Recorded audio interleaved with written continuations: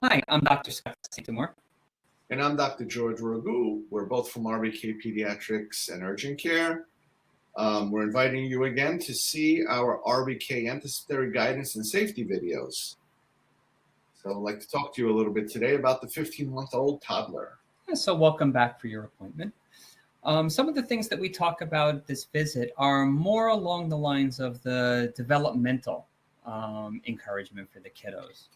So at this age, the kiddos are starting to use more words, or more accurately, they're starting to try and form more words. At this age, aside from the standard mama, dad, dad, they should have just a couple of words they were able to say appropriately here. Words are very hard for the kids to be able to form. If you think about how hard it is just for them to walk quickly or pick something up, the amount of precision that the lips and the tongue needs to be able to form those words, it's difficult for the kids. So they would rather communicate in literally any other way than using those words. So it's important that when we do this with the kiddos, we're very positive, very encouraging. We keep repeating things over and over again. Is that a cup? Do you want your cup? Can you say cup? Just over and over and over and over. And the more we do it with the kids, the easier it becomes for them to try and to get better and better at it. So use words for everything. Everything you see, everything you do, everything you hand to them, tell them what the word is over and over. Ask them to try and say it over and over and over again. The more, the better. Talk very simply to the kiddos. They don't understand big words either. So explain things simply, talk slowly, use simple words for them. When reading books, love books for the kiddos. Point things out to them, show them the colors, point out objects, trees. Remember, they're not used to doing these things. They're not used to looking at something and taking it in as a whole. So pointing things out and going over everything with them is fun for them, and it is great for their development. When it comes to getting them to do the things that you want them to do, their favorite word is no. They just don't want to do things.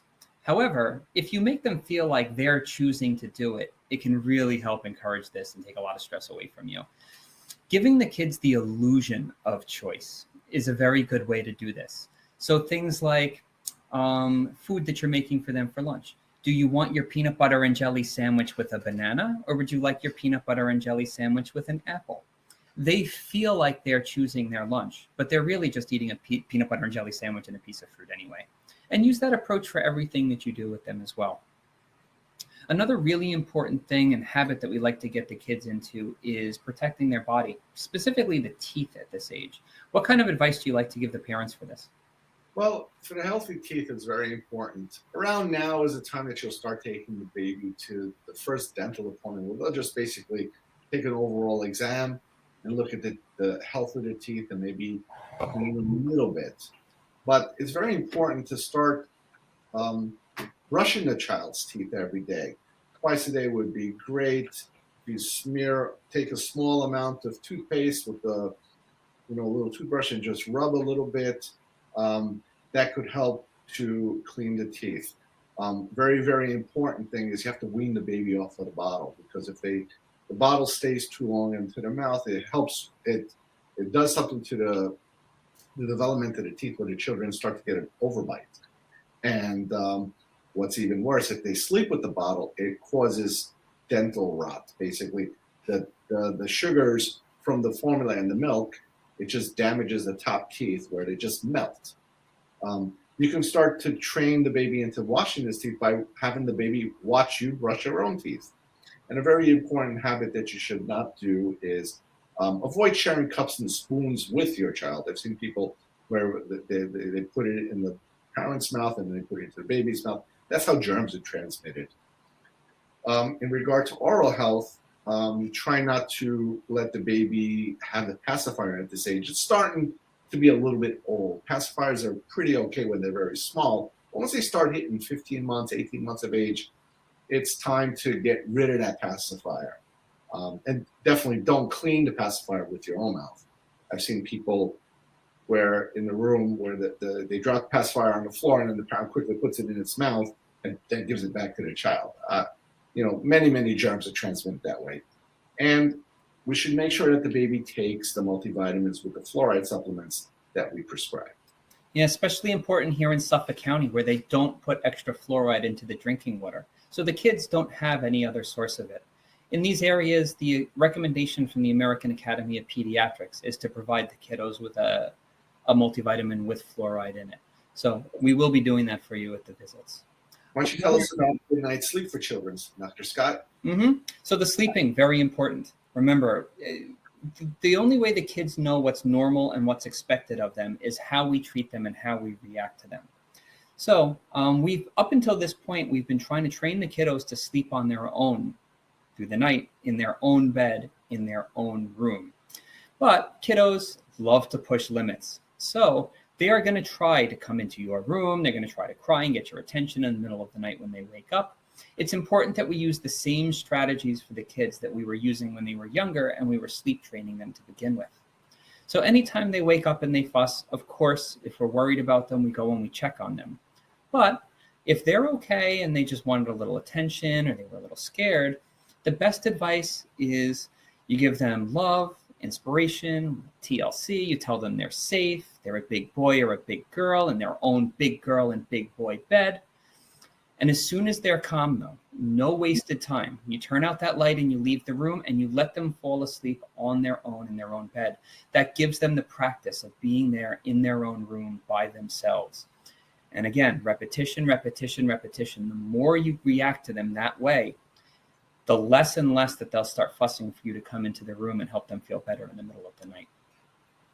Other things that can help make this a lot easier as well, avoid the screen time before bed. The tablets, the phones, the television, those bright flashing lights, those will stimulate your kiddo's brain and it'll make it harder for them to be falling asleep at night.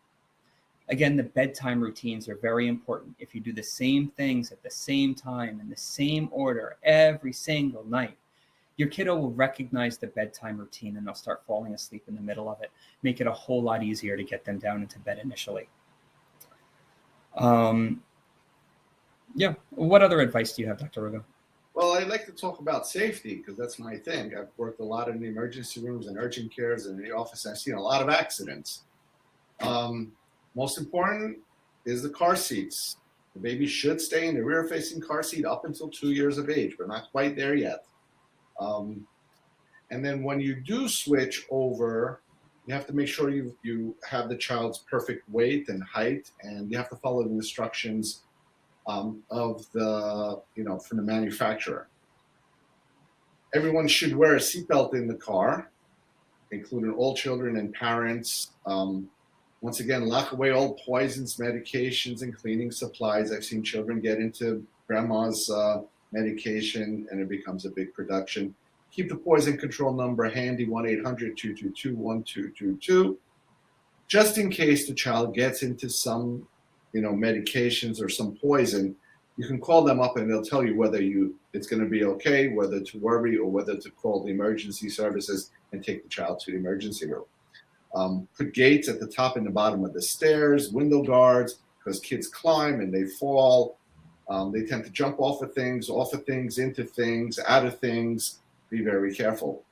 Very important is also when you're cooking, the children are very curious. So if they see you're cooking something on the stove, they're going to reach onto it and pull it down. I've seen plenty of burns, hot water scalded burns on children where they just pull down that cup of tea or something.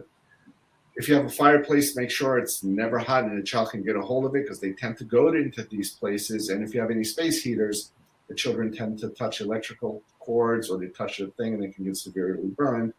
And make sure that the temperature of the water is set at 100 to 20 degrees and below because the children's skin burn very easily. Temper tantrums, discipline, and Dr. Scott, that's just up your alley. Oh, yeah. So again, I keep repeating this. The only way the kiddos know what's a normal way to act and what to expect from parents is how we treat them, how we react to them, and how we respond to them when they start. So temper tantrums happen because kids think it's going to get them what they want in whatever situation they're in at the moment. When you think about how they've grown up so far as infants, they can't talk and they can't communicate really. So all they have to do is cry and scream. And mommy and daddy come running and they take care of whatever they need, whether they fed them or changed them or whatever. Now we're old enough, though, that the kiddos are starting to be able to communicate and they're able to learn what's appropriate in what situation. So we can teach them that temper tantrums don't get them what they want. There are way better ways to communicate to mommy and daddy and let them know what it is they need and what's bothering them. So when a kiddo has a temper tantrum, they flop on the floor and start screaming and crying, and you can't talk to them, you can't get them to do anything. The best piece of advice we can give for that is to step right over them and keep walking. If you take all of the attention away from the kiddo, we're teaching them that the temper tantrum doesn't get them anything. It doesn't even get mommy telling them to stop. It gets them literally nothing. That is the worst thing in the world for a 15-month-old child, is not having mommy's attention. So that's what teaches them, whoops, that temper tantrum is definitely not a way to get what I want. Let me try something else. And eventually they'll get up to using the words and everything in the way that we want them to. So ignoring the temper tantrum is the best piece of advice. However, kids will step things up when they think that that's what's going to get them they want. So it becomes destructive, it becomes violent, they start knocking things over. If they're at the dinner table and don't want to eat what you're giving them, they'll knock the glass of milk over, they'll throw the food on the floor. When it gets destructive and they start doing behaviors that you don't want them to do, that's when the timeout becomes the best advice that we can give to the kids. Again, it's another method of removing all attention away from the kiddos. So when that happens, you go over to them, you pick them up, you put them in their little high chair or the safety chair, whatever it is you have in the corner, and you very simply say to them, we don't throw things, we don't hit people. Whatever behavior it is you're trying to modify, that's all you need to say to them. And then you can turn around and walk away once you know that they're safe there. Timeouts, we recommend 10, 15 minutes, and then they can leave. We don't need to give the kids any speeches or explanations or reasons or anything like that during the punishment, after the punishment at all. We're teaching them. Temper tantrum, all attention is gone. It gets them literally nothing. Yeah. Now back to vaccines. We give some vaccines at this visit also. Probably the booster vaccines that we had in the first 2, 4, and 6 month visits, where we give the Hib and the Prevnar vaccines. Side effects, just like with all other vaccines, the technology of today, pretty sophisticated. Maybe they're crying, fussy, drowsy, some decreased activity, but in general, they don't have any side effects. Want to bring you back to some pictures that we had of significant serious illnesses that the children used to get back in the day before the vaccines, but because of the Haemophilus influenza vaccines and pneumococcal vaccines, we no longer see these diseases, or if we do, it's very, very rare, and they have to call in specialists to help us to decide whether it's a problem or not. So thank God we have these vaccines, because severe childhood illnesses are basically almost non-existent. It's going away dramatically. Mm-hmm. So keep your child vaccinated. And remember, these vaccines are safe and they are effective. We are more than happy to answer any questions or concerns that you have about the vaccines. You just have to ask. All right. Thank you very much. This is Dr. George Rogu. Dr. Scott St. Amour, thank you for spending some time with us. I hope you guys learned something. We're looking forward to seeing you when you come into the office.